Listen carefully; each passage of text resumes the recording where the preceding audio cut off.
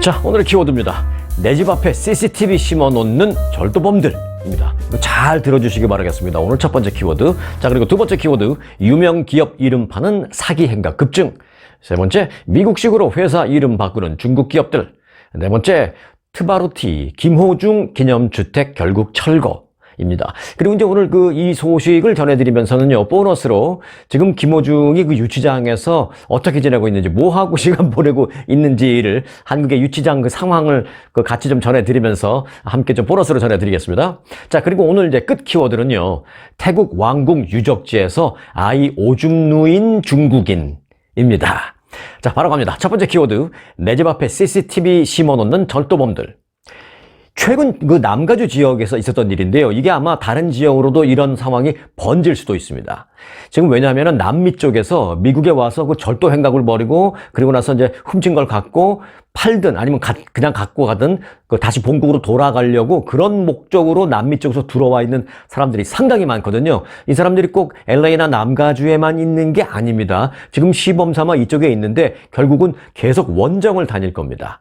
자, 최근 남가주 주택가 앞마당에 개인 주택인데요. 내 개인 주택 앞마당에 절도단이 숨겨놓은 그 감시 카메라가 발견되는 일이 여러 차례 있었습니다. 그래서 경찰이 주민들에게 집 주변에 감시 카메라가 숨겨져 있는지 잘 확인하세요라고 주의보를 발령했습니다. 자, 경찰에 따르면 최근 LA 인근 가든그로브, 이 한국인들이 굉장히 많이 삽니다. 가든그로브, 또 역시 한인들이 많이 사는 치노힐스, 벨리 지역, 칼라바사스 등지 이 주택가 집 앞마당에 주민들이 그 정체불명의 감시 카메라가 숨겨져 있는 것을 발견하고 경찰에 신고를 했습니다. 내 집 앞마당인데 내가 심은 것도 아닌데 어느 날 보니까 갑자기 무슨 이상한 게 있어서 뭐지 하고 들여다봤더니 이게 CCTV 같은 거예요. 요즘 싸게 작게 많이 잘 나오잖아요. 나는 해놓은 적도 없는데. 칼라바사스 지역에서 그 한 집주인은요, 마당에서 이 카메라와 배터리 팩을 처음 발견하고 깜짝 화들짝 놀랐다고 합니다. 그래서 경찰에 신고를 했습니다. LA 카운티 셰리프국은 이어서 주민들에게 이 경고령을 결국은 발령했습니다. 자기 집 앞마당 싹 좀 점검해 보세요라는 경고령을 경찰국이 내린 겁니다. 자, 오렌지 카운티 가든그로브에서도 최근 주택가 앞마당에서 그 정체불명의 감시 카메라가 숨겨져 있는 것이 여러 채 발견이 됐습니다. 타겟으로 삼은 주택에, 그러니까 이제 왜 이런 거를 남의 집 앞마당에다가 갖다 꼽아 놓느냐? 절도를 하려고 하는 그런 사람들이 갖다 꼽아 놓는 거죠. 이 타겟으로 삼은 집이 몇 군데 있을 거 아니에요. 그 타겟으로 삼은 주택에 밤에 몰래 가서 이 CCTV 카메라를 꽂아 놓는 겁니다.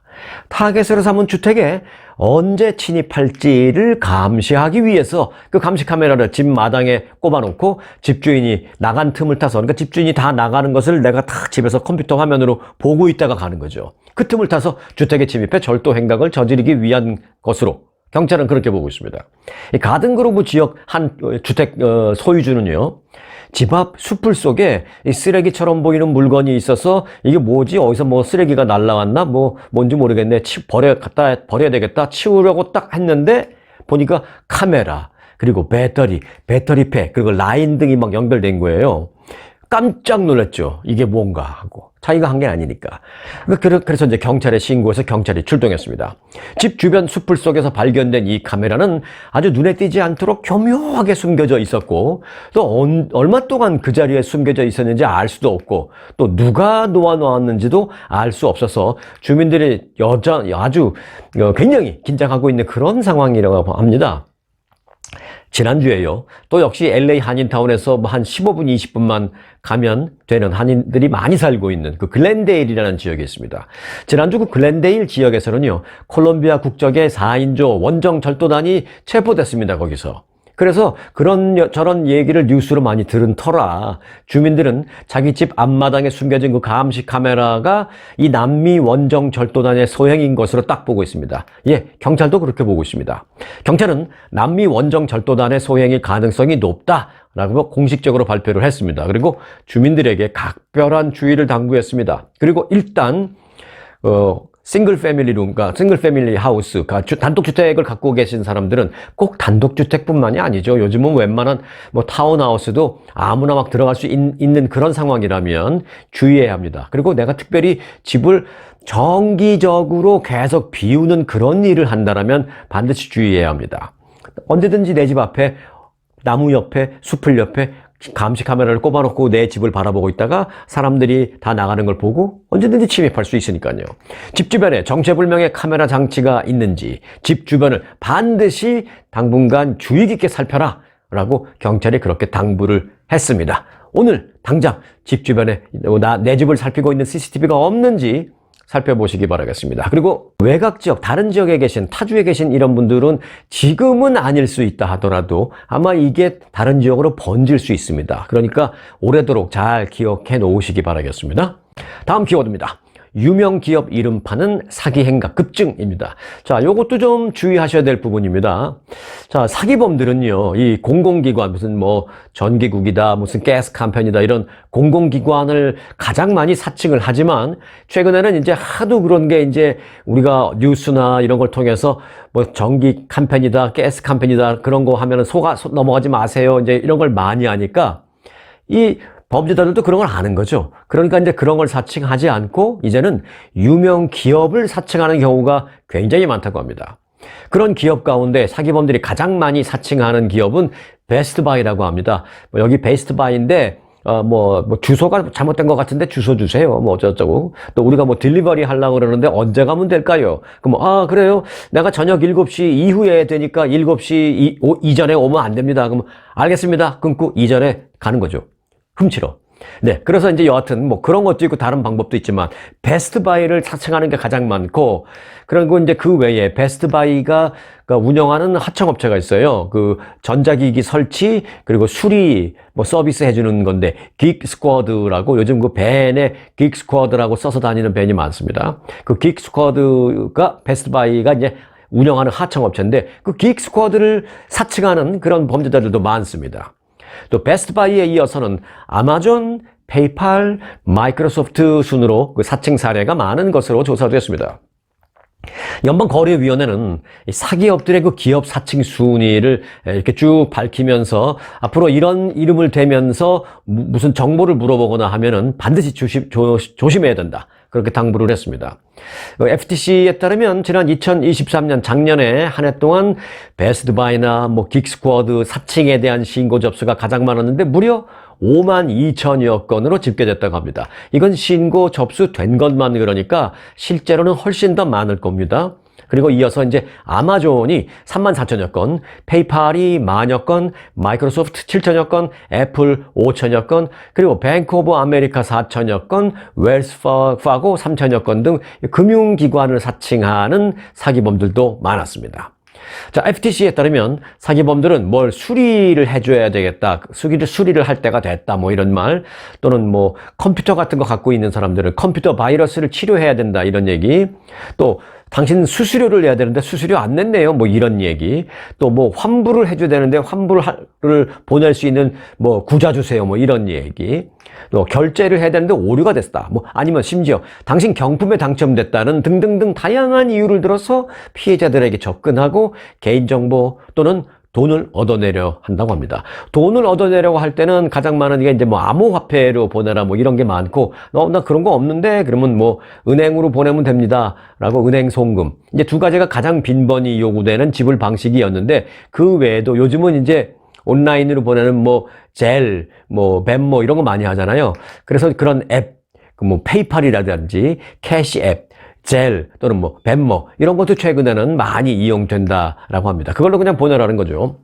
당초 사기범들이 피해자에게 접근하는 수단은 좀 고전적인 수법은 이메일을 보내거나 아니면 요즘 전화 거는 것도 아주 고전적인 수법입니다. 그런 게 많았습니다만 요새는 이제 텍스트로도 와요. 갑자기 저도 자주 봤습니다. 텍스트가 와서 이렇게 가만히 보면, 제목만 보면 뭐 딜리버리를 해야 되는데 뭐 주소를 확인해야 된다, 그래서 요거를 링크를 누르세요, 뭐 이런 게 있어요 보면. 근데 전 절대 안 누릅니다. 왜냐면 뭐 딜리버리를 시킨 적은 없지만 시킨 적이 있다 하더라도 가장 위험한 게 내가 실제로 뭔가 온라인 주문을 했어요. 그래서 그걸 기다리고 있는 상황인데 마침 그럴 때 이런 텍스트를 받으면 백이문백 누를 확률이 높습니다. 하지만 그래도 조심해야 됩니다. 누르시기 전에 그 누르라는 링크를 가만히 보세요. 좀 익숙하지 않은 그런 그 링크 이름인데 제일 그 편리하게 빨리 알아볼 수 있는 방법은 그 링크 주소의 맨 마지막 보면 CN으로 끝납니다. CN으로 끝납니다. 그게 뭐냐면 차이나입니다. 중국에서 원격으로 사기치는 거죠. 그런 건 절대 누르시면 안 됩니다. 최근에는 그런 텍스트나 SNS 역시 상당히 사기 행각으로 자주 이용되고 있다고 합니다. 베스트바이나 마이크로소프트, 애플 등 유명 대기업 이름을 대고 뭘 해준다라는 그런 이메일이나 전화 같은 거 오면 또 텍스트 메시지 같은 거 오면 절대로 누르지 마시고 오픈하지 마시고 절대로 그냥 응하지 마시기 바라겠습니다. 자, 다음 키워드. 미국식으로 회사 이름 바꾸는 중국 기업들입니다. 미국 정부가요, 이 안보 우려를 들어서 블랙리스트에 넣은 그 중국 기업들이 많잖아요, 요즘엔. 뭐 대표적인 게 이제 틱톡도 그래서 이제 퇴출하려고 하는 건데, 그런 중국 기업들이 최근에 이제 중국 냄새, 중국 분위기를 없애버리려고, 그래서 이제 의심을 안 받기 위해서 미국 기업인 척 포장지를 바꾸고 있다는 것입니다. 포장지를. 그러니까 이름을 바꾸는 거죠. 월스트리트 저널은 일부 중국 기업들이 미국에서 이 안보 문제로 인한 규제를 피하기 위해서 자회사를 만들어서 브랜드를 교체하거나, 그러니까 뭐 이름은 예를 들어서 뭐 차이나 땡땡땡이라는 회사가 미국에서 운영을 하고 있다면 이건 뭐 누가 봐도 좀 안보 우려 이런 블랙리스트에 올라갈 확률이 좀 있는 너무 노골적인 중국식 이름이잖아요. 뭐 샤오이 뭐 이런 식으로. 그러니까 안 되겠다 싶으니까 자회사로 뭐 브랜딩 아메리카 뭐 이렇게 세워놓고 요 회사가 하는 걸로 하면서 결국은 자기들이 하는 이런 식으로 교묘하게 빠져나가면서 중국이 이름을 바꾸고 있다는 겁니다. 또는 미국 내 파트너 회사를 만들어서 그 회사를 앞장 세워서 활동하고 있는 그런 중국 기업들도 많습니다. 자, 작년 12월 미시간의 빅3 자동차 회사 주변에 아메리칸 라이다라는 기업이 등장했는데요. 이 이름만 보면 뭐 완전히 미국 회사죠. 그런데 그 배후에는 중국의 허샤이 그룹이 있는 것으로 드러났습니다. 이 허샤이 그룹은 미국이 국가 안보상 우려가 되는 회사다, 그런 기업이다라고 지목한 그런 기업입니다. 중국의 자율주행차용 라이다 센서 기술을 운영하는 회사입니다. 그런데 자율주행차용 센서가 그게 왜 미국의 안보하고 무슨 관계 할 수 있지만 이 센서를 완벽하게 하기 위해서는 수많은 그 데이터베이스가 있어야 됩니다. 그 수많은 데이터베이스가 미국에서 그걸 수집을 하게 되면 결국은 미국의 어떤 정보가 중국으로 새 나가는 거니까 우려가 되는 부분도 이 자율주행차의 센서 관련된 기술도 역시 우려되는 부분 중에 하나입니다. 자, 이 허샤이 그룹은 아메리칸 라이다라는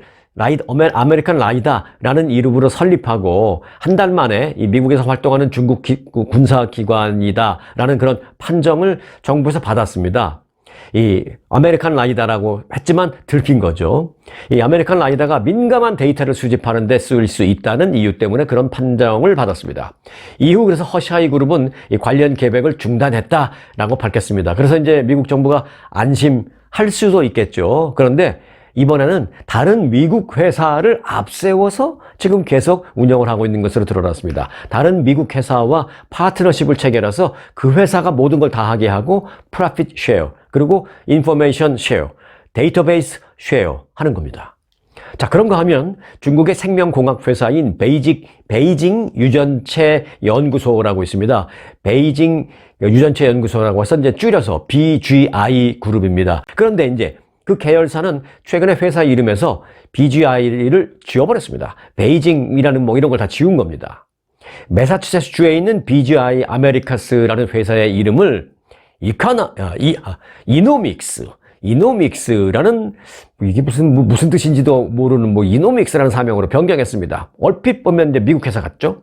하지만 미국 정부는 이런 회사 이름의 그 변경은 규제 당국의 감시를 피하려는 시도다라고 딱 지적을 했습니다. 그리고 국방부에 이노믹스도 블랙리스트에 올리라라고 정부는 그렇게 권유를 했습니다.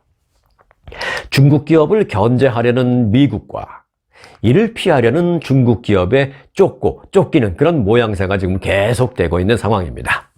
자, 다음 키워드입니다. 트바로티 김호중 기념주택 결국 철거입니다. 트바로티, 트로트를 부르는 파바로티라고 해서 이제 줄여서 김호중 씨를 트바로티라고 이제 부르는데 김호중 기념주택이 결국 철거됐습니다. 음주운전 뺑소니 혐의로 구속된 가수 김호중 씨의 모교 쉼터에 설치되어 있던 트바로티 집 현판이 철거됐습니다. 경북 김천예술고등학교는 교내 쉼터의 누각에 그 트바로티 집이라고 써있는 커다란 현판과 또 김 씨에 관련된 사진 등을 모두 철거해버렸습니다. 김천예술고등학교 관계자는 트바로티 집 현판을 비롯한 김호중 씨와 관련된 모든 것을 다 제거했다라면서 트바로티 집이었던 누각은 학생들의 쉼터로 사용할 것이다라고 말했습니다. 그 해당 누각은요, 지난 2020년 김천시의 지원을 받아서 만든 8.5평 규모의 쉼터로 학교 측은 트바로티 집이라고 커다랗게 현판을 세워놓고 김 씨의 사진과 각종 보도자료 등등을 거기다가 탁 전시해놓고 있던 그런 곳이었습니다. 김호중 씨의 모교인 그 김천예술고등학교의 김호중 집, 김호중 기념주택 그 현판 철거 소식이 알려지자 자 이제 그 세간의 다음 관심은 김천의 김호중 길 철거 여부로 쏠리고 있습니다. 김천시에 설치된 김호중 소리길이라는 그 일정 부분의 길이에요. 한 300m 된다고 하는데 그곳에 대해서도 현재 철거해야 되느냐 그냥 놔둬야 되느냐 지금 목소리가 엇갈리고 있다고 합니다. 최근 들어서는 철거 목소리가 점점 더 높아지고 있다라고 합니다.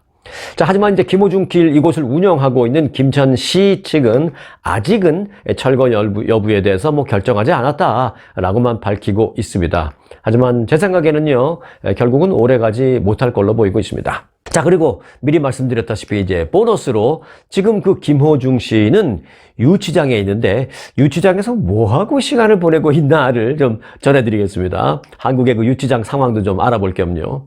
김호중이 유치장에서 홀로 생활하고 있는 것으로 알려졌습니다. 김호중은 그러니까 일종의 그 독방에 있는 거죠. 독방에 있는 게 어찌 보면 뭐 벌을 받는 차원에서 독방에 갇히는 사람들도 있지만 지금 뭐 이런 상황에서는 오히려 독방이 특혜 아닌가 뭐 이런 생각을 가질 수도 있는데 지금 뭐 특혜 여부를 따질 것도 없이 좀 경찰에서는 일단 독방에 뒀습니다. 김호중 현재 서울 강남경찰서 유치장 독방에서 지내고 있습니다. 김호중은 변호사 입회하에 조사를 받을 때를 제외하고는 그 독방에서 대부분의 시간을 쿨쿨 잠을 자고 있다라는 전언입니다. 식사의 경우에는 구내 식당에서 제공되는 도시락으로 삼시세끼 잘 해결하고 있다고 합니다. 자, 이와 관련해서 경찰 관계자들은 유치장에서 잠만 잔다라는 얘기는 결국 자포자기한 심정이 아닌가 싶다라고 분석했습니다. 그러면서 10일 이내에, 열흘 이내에 검찰로 이제 송치될 그런 상황이니까 그렇게 이제 열흘 정도만 있으면은 검찰로 송치되니까 이제 뭐 열흘 정도만 여기에서 지내면 되겠지. 그러자. 그리고 이제 검찰에 가면 변호사가 다 대응을 해줄 테니까 내가 지금 뭐 여기서 할 게 뭐 있겠냐. 그때까지 그냥 그저 잠이나 자자. 그렇게 생각하는 것 같다 하고 전문가들은 추정을 했습니다. 자, 한국의 그 유치장 도시락을 따박따박 잘 먹고 있다라는 얘기를 해드렸는데 그 유치장 도시락은요 관식 그리고 사식 이렇게 두 가지로 나뉩니다. 관식이라는 것은 그냥 유치장에서 주는 겁니다. 그냥 그것대로 먹는 거죠. 그리고 이제 사식 우리가 이제 드라마나 영화 보면 사식 좀 넣어줘 뭐 이런 수감자들 있잖아요. 그렇게 관식과 사식으로 나뉘는데 영치금을 내면 그러니까 누군가가 나의 지인이 이 교도소에 돈을 내주면 그 영치금을 내면 그 관식 플러스 반찬을 추가해서 준다고 합니다. 그러면 이게 사식이 되는 거예요. 그렇게 이제 도시락이 나오는 것으로 한국 유치장의 상황은 알려지고 있습니다. 서울구치소에서도 이 독방에 수감될 것 같냐. 그러니까 이제 검찰로 가서도 거기 가서도 독방에 수감될 것 같냐라는 그런 질문에 대해서 법조인들은 독방에 있을 확률이 꽤 높다. 앞으로도 계속. 왜냐면 굳이 그러니까 예를 들어서 어떤 형이 확정돼서 뭐 1년 6개월 땅땅땅 하게 되면 정식 교도소로 가게 되면 그때는 뭐 독방이 아니라 여러 사람과 같이 있을 수밖에 없지만 그때까지는 독방에 있을 것이다라는 얘기죠. 왜냐면 이게 굳이 특혜라고 보기보다는 대외적으로 뭐 많이 알려져 있는 그런 사람이기 때문에 구치소에서 여러 사람과 함께 있으면은 문제가 발생할 수 있기 때문에 그렇게 조치를 취하고 있다라는 것입니다.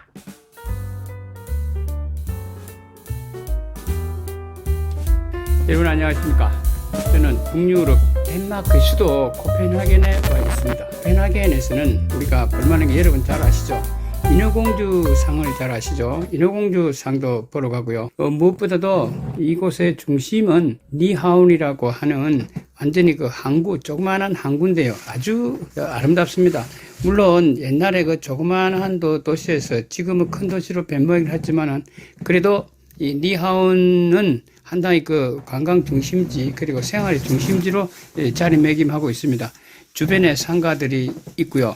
그리고 가까운 곳에 또 그 왕궁도 있고 어쨌든 그 주변은 바로 바닷가이면서도 아주 중심적인 역할을 합니다. 그곳에서 조그마한 배를 타고 한 바퀴 쭉 돌면은 니하운에서 출발해서 코펜하겐 그 주변 여러 섬들과 그 섬들 사이사이를 구경을 하는 이런 코스가 있습니다. 자, 덴마크는 우리가 잘 알다시피 낙농으로 아주 유명하죠. 한국의 우유 산업도 사실 덴마크에서 배워온 것도 사실이죠. 그러나 유럽의 우유는 우리가 먹는 그 미국의 우유보다도 더 질이 좋다고 하는 말들도 많이 합니다. 지금도 그 유럽 음식은 아주 먹기가 좋다, 건강에 좋다 이런 말들을 많이들 합니다. 그래서 우리가 둘러보는 곳은 그 안델센 동상도 가보고요, 시청사도 둘러보고, 그리고 인어공주 상은 특히나 꼭 가서 사진 하나 찍어야 되죠. 또 유명한 그 개편 분수대도 있습니다. 개편 분수대는 그 개편 분수대라고 하는 것은 네 마리의 소가 여왕이 네 마리 소를 앞세워서 달리고 있는 이런 장면을 그린 건데요. 신이 그 땅을 줄 테니 오늘 밤에 네가 차지하는 만큼 주겠다 해서 그 아들 넷을 서로 둔갑시켜서 그래 달렸다고 하는 그런 전설이 있는 곳이기도 합니다. 물론 재밌죠. 물론 그리고 우리가 덴마크 하면은 그 잘 모르는 사람들이 많은데요. 덴마크는요, 바이킹의 그 원조국입니다. 사실상 이 모든 바이킹이 여기서 출발하고 시작됐다 해도 과언할 정도로 바이킹의 두목나라였다 이렇게 말씀드리면 이해가 빠를지 모르겠습니다. 우리가 보통 노르웨이를 바이킹의 나라라고 합니다만은 실제로는요, 그 덴마크가 더 바이킹에서는 더 많은 숫자가 달했다. 그래서 지금도 보세요. 덴마크의 바이킹들이 발견한 아이슬란드, 그 덴마크 원래 땅이었죠. 그 지금도 그린란드, 지금 덴마크형으로 되어 있죠. 어쨌든 지금 그 여러분 그 프랑스 옆에 노르망디 하는 것도 그 바이킹들이 가서 살기 시작하면서 노르망디, 북쪽에서 온 사람들이라는 의미로 노르망디라는 이름이 붙었다고 하는 그런 곳. 그리고 그곳에서도 영국을 쳐들어갑니다, 옛날에. 그래서 영국 왕실도 그 바이킹 계통이라고 하는 설이 있습니다. 자, 여러분 다시 노르웨이 가서 또 안내 드리도록 하겠습니다. 대단히 감사합니다. 자, 오늘 마지막 키워드입니다. 태국 왕궁 유적지에서 아이 오줌 누인 중국인입니다. 태국 왕궁 유적지에서 아이에게 소변을 누인 그 중국인으로 추정되는 부모가 지금 공부를 사고 있습니다. 중국 소셜미디어에서는 한 5살쯤 돼 보이는 여자아이가 소변을 보는 사진이 최근 확산되면서 중국 누리꾼들의 분노가 폭발하고 있습니다. 논란이 된 장소는 태국 방콕의 관광 명소인 차크리마하 프라샷이라는 곳입니다. 이곳은 과거 태국 왕실의 거주지이자 현재는 각종 행사와 국가 이벤트 용도로 자주 쓰이는 방콕 왕궁의 일부입니다. 공개된 그 사진과 영상을 보면 5살쯤 되어 보이는 여자아이가 유적지 한쪽 구석에서 소변을 보고 있고요. 부모는 이를 뒤에서 이렇게 지켜보고 있습니다. 이들이 중국 사람이라는 것은 뭐 어렵지 않게 알 수 있었습니다. 그 아빠는요, 백팩을 메고 있었는데 그 중국의 스마트폰 브랜드인 샤오미, 샤오미라는 게 한국으로 보면 삼성 같은 거고 미국으로 보면 애플 같은 브랜드죠. 중국의 스마트폰 샤오미의 그 로고가 크게 붙어있는 백팩을 메고 있었습니다. 한국이나 일본이나 이 다른 동양권 나라 사람들이 중국의 샤오미 스마트폰을 사용하는 일은 없기 때문에 그 백팩을 메고 있을 일은 없습니다. 자, 이 사진과 영상이 SNS를 통해서 태국에서도 급속도로 퍼지고 있는데요. 그러자 태국 관광체육부 장관마저 나서서 부적절하다, 매우 부적절하다 라고 비판을 했습니다. 공개적으로 외교 관리가 비판을 한 겁니다. 한 네티즌은요, 태국 법에는 왕실을 모욕하면 징역 3년에서 최고 15년에 처할 수 있는 법이 있다라면서 이들 가족에게 제대로 태국 법 적용을 해서 중범죄로 처벌해야 한다라고 주장하는 사람들도 있습니다. 한편 중국인들이 다른 나라에 가서 이런 눈살 찌푸릴 일을 저지르는 건 사실 어제 오늘의 일이 아니죠. 실제로 일부 중국인 관광객들은요, 이 해외에서 무례한 행동으로 인해서 좀 악명이 높습니다. 아직까지도. 지난달 영국의 그 대형 박물관 그 기념품점에서는요, 제품 상자 안에서 기념품 대신에 중국어가 써져 있는, 그리고 이미 여러 번 사용한 물병이 갑자기 나와서 깜짝 놀라는, 그 영국에서 난리가 난 적이 있었습니다. 어떤 그 관광객이 거기 기념품점에서 이걸 살라고 들고 계산을 하려고 갔다가 이제 점원이 팔기 전에 이렇게 보니까 좀 여러 번 흔적이 있는 것 같아서 뚜껑을 열어봤더니, 아이고, 이게 그 대형 박물관 기념품이 아니라 중국 물병이 거기서 나온 거예요. 그것도 먹다만 물병이. 한 중국인이 기념품점에서 기념품을 슬쩍 훔치고 그 상자 안에 자신이 먹던 물병을 넣어 놓은 것이었습니다. 자, 그리고 또 다른 케이스. 심지어 그 독일에서는요, 몇 년 전에 중국말로 중국인은 출입 금지! 라는 팻말을 써붙인 그런 업소도 있었고요. 또 독일의 한 공항은 공항 내 곳곳에 중국어로 한자로 된 편말을 붙여놨습니다.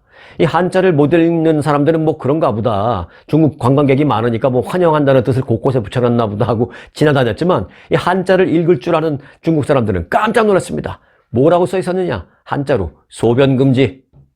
왜 독일의 공항에서 그렇게 써놨을까요? 중국 사람들이 곳곳에서 독일에서 공항 구석구석을 다니면서 그냥 거기서 소변을 본 일이 한두 번이 아니기 때문에 소변 금지를 중국말로 써버린 겁니다.